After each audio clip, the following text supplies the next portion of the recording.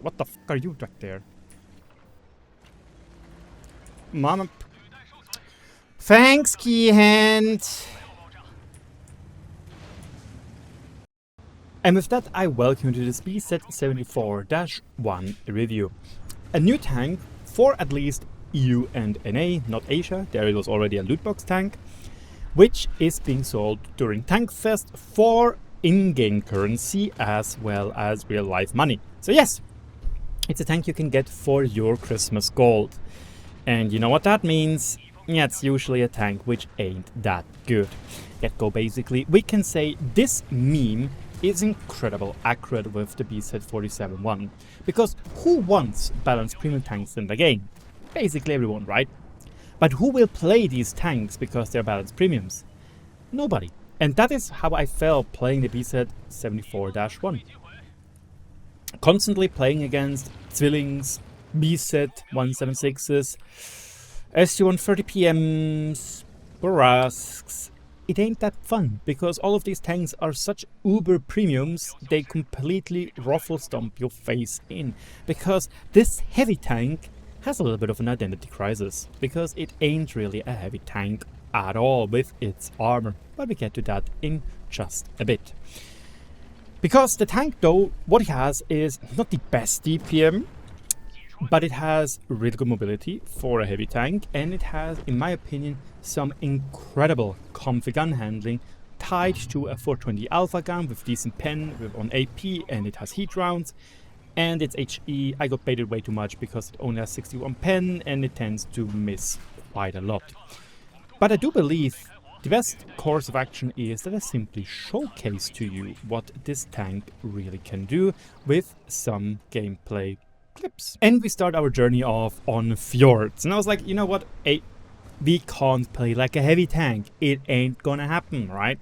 So what can we do? We can try to play the medium flank. And I even played it without a stabilizer, but with a turbo to be a little bit faster, because that thing then really hauls cheeks. However, this is mistake number 1, 2, 3, and the last one of this game. We are now literally stuck in this shit hole. Otherwise, I cannot explain. We get spotted by the Ares 85 because, hey, you know what? We are there, you know, in the proxy spot. So I try to get unspotted and try to get up here to see what we can do. And lo and behold, obviously we cannot spot anything. Our view range ain't that amazing. And as you can see, there's a Foch and a Prosciutto there as well. The Foch looks like he is hauling ass to actually get me. So rest in pieces. I guess we are gonna see a little bit of shootery, and it looks like he got spooked because his platoon mate, aka Ares 85, said to himself, "Must kill new tank!"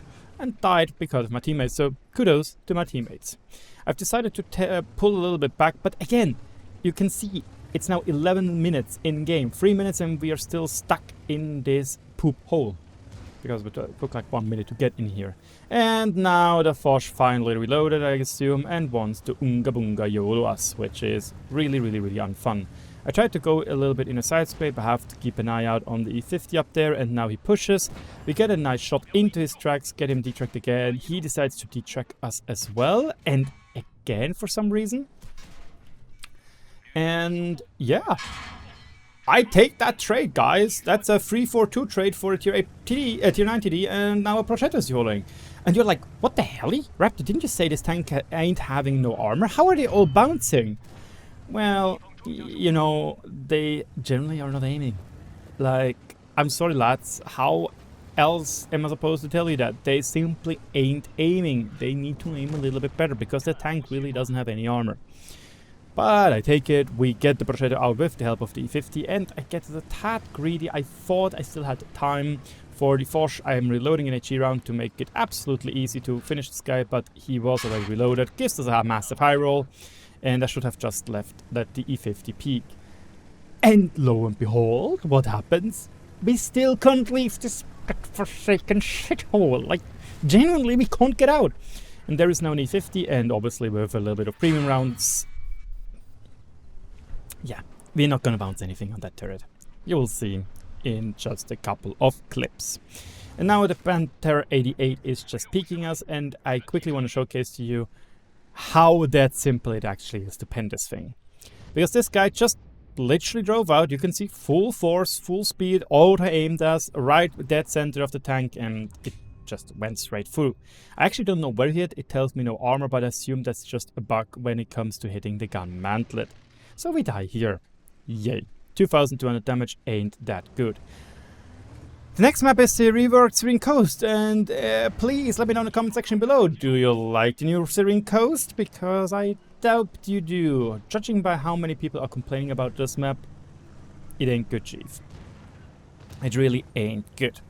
So this clip, or rather this section of clips, is really nice, showcasing to you what the tank can do and what the tank can't do.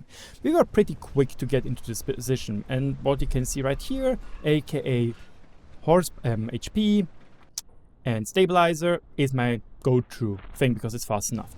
Also because I'm using the adjusted reticle, shit like this can happen, so unlucky, I guess. A little bit of a ghost shell action, but then again I have a modified crosshair which results in it being a little bit smaller, but that means also that a lot more shots are going close to the edges, or some even like 1 in 10, 100 or something can go outside of the circle, which I think happened there.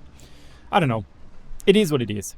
However, we are able to reload just in time to give the youuuu another shot. Beforehand, he also gave us a love tap. We couldn't bounce it because it hits the hole. This tank really only has armor if you are able to be in a hold down position. The youuuu died and the Ares was there as well. He was teasing us quite a bit, but I cut it out and he just drives into us. We're getting a kill. We are at 1500 damage. And now we notice a T-44-100 below us, and I ain't the only one noticing that. The WZ-132 also does it, and hey, that's pretty good. We can trade this guy out. I wanted to try and side scrape because this thing can partially side scrape, but then again, literally every tank can. But the T-44-100 is already in cover. The WZ did eat a shot, but the T-44 is like, nope, I want to get out, and he ain't coming out because we do have a 420 alpha gun. So hey, kudos to the WZ, well done, mate. See, we even gave him a thumbs up because it was a good play. After all, we're going back up again, and I kind of want to showcase. We go 50 on the straight, we go 16-15 in reverse, and we have 15 HP per ton ratio. And with the pretty decent gun handling, especially with the stabilizer, we can just do shots like these. We also have 9 degrees of gun depression, which is almost unheard of for Chinese tanks, because usually they cannot be depressed, you know, because they're from China. Jokes aside, the gun is what makes this tank. Yes, it doesn't have amazing DPM, but the gun just feels comfy, and that is why even though this tank is definitely mid as fuck, I enjoyed playing it. And I'm 100% sure that most of you guys will definitely not enjoy playing this tank. I myself usually try now with the influx of HP, tend to try to aim for like 3000 DPG on tier 8 tanks, but with this one we were at 2.6 after 10 games, just for clarity's sake. And as you can see, yeah, against the Zwilling you ain't gonna trade well. I got lucky to hit his upper plate and pen it fairly easily, but yeah, he gives us 2 shots for 550, so our 420 alpha ain't gonna cut it. And the thing is, he also reloads quite a lot quicker. But it was a greedy peak. I wanted to get some damage in because, hey, let's be real, for a second, we do want to get more damage, and we still had HP to spare. Now, we load an HE round. I do want to say the HE is quite a bit of a bait. 61mm of pen ain't that good. But hey, we almost got 4k damage. Pretty darn decent. And as a heavy tank, we blocked 0 HP. So how does it look in another game? So we used our mobility at the beginning, we got an HE shot into the enemy links. Amazing, helped our scout tank out, and I decided to get a shot in on the side of the heavy tanks, and yeah, there we go. We slightly overpeaked, they both didn't even get close to hitting our turret, they also both hit the hole, and forget about bouncing anything. That was literally 3/4 of our hit points gone. There was also a Saladin in between, and I tried to get my revenge. Of course we bounce. Something very often happening, because simply 61mm of pen ain't enough, and some of these tanks are so poorly modeled because they're old premiums or older-ish good premiums that you will just simply bounce off because the tracks are modeled like tits. So Trying to get a shot in here, we actually do, which is pretty decent, but we get spotted for it, and yeah, guess what happens? Knock knock, the really insane premium tanks of 2018, or what was it, 2022, are knocking. You are dead in just 4 shots. Yes, 4 shots. Nothing else. So, those are now 2 games where we basically bounced nothing. How is the armor actually looking? This is the armor against itself. Again, it has 223 millimeters of pen, and you're like, whoa, Raptor, that's so much red. Yes, that is a lot of red if you're using your 9 degrees of gun depression, which you absolutely have, because let's do the... Now, that's a lot of green. The lower plate is literally 100% pennable. 99.7, 99.9, 100. Upper plate 80%, 92%, turret 56%, cupola 100%, and side scraping also is quite a bit hard because the hull is really weirdly modeled. I quickly go into the collision model so you can see what I mean. 155, 140, 145. Yes, some sword also hit that as well. Fantastic for me because I died of it. The gun mantlet is also only partially thick. Yes, here it is thick, but here we have a very weak spot. Guess what? I also died through that one once. So yeah, you can side scrape a little bit, but you have to watch out because of this 45mm armor plate, because people can shoot also through here as well, because of course they can.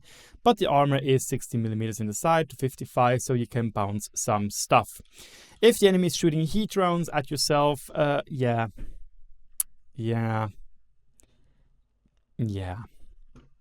If you go into the hull down, yeah.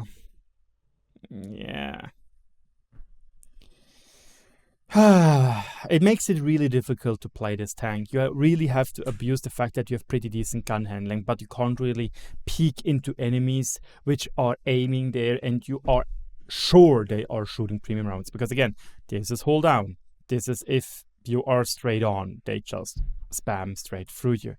And showcasing to you how actually bad it is. Now you think, oh my god, that's amazing. It's red everywhere. Wowee. This is against a tier 6 heavy tank with just 176mm of penetration. 67 of penetration. It can still penetrate the lower plate reasonably well. If we go into hull down, and the cupola is still a 100% pen rate. If he's below us, he hits the lower plate, easily pens it. Above us, it actually becomes fairly hard for him. If we angle, you can see this becomes also incredibly easy to penetrate, so we have to wiggle quite a bit to try and make his shot go off. If it's premium rounds, which are 220 pen, you can see everything looks the same as before, because that's how much pen you have. And against the 53 TP, because in my opinion, the BZ-74-1 literally is a 53 TP, which trades turret armor for a better gun. AP rounds, same story. There is not much else to say. Lower plate massive. This is massive in hull down. It looks pretty decent. But then you start shooting gold ammo, and the 53 TP doesn't have good gold pen. 245.